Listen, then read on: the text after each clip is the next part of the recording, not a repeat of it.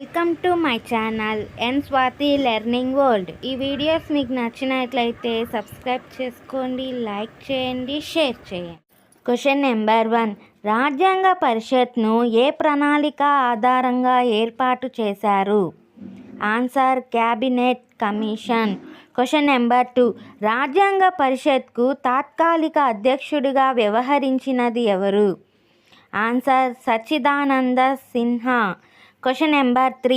రాజ్యాంగ పరిషత్తులో సభ్యుడైన సభ్యుడు సుమారుగా ఎంతమంది జనాభాకు ప్రాతినిధ్యం వహించారు? ఆన్సర్ 10 లక్షల జనాభాకు. Question number 4.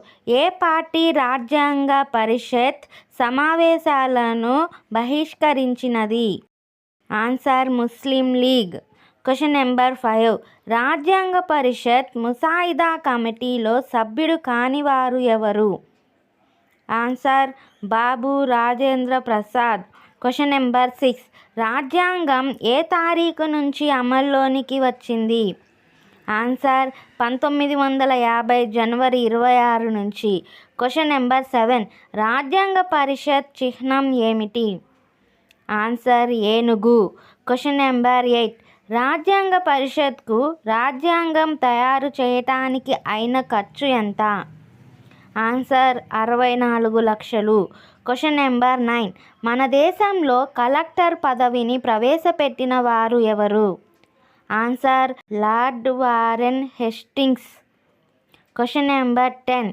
భారతదేశంలో మొదటిసారి బడ్జెట్ను ప్రవేశపెట్టిన సంవత్సరం ఏది? ఆన్సర్ 1860వ సంవత్సరంలో.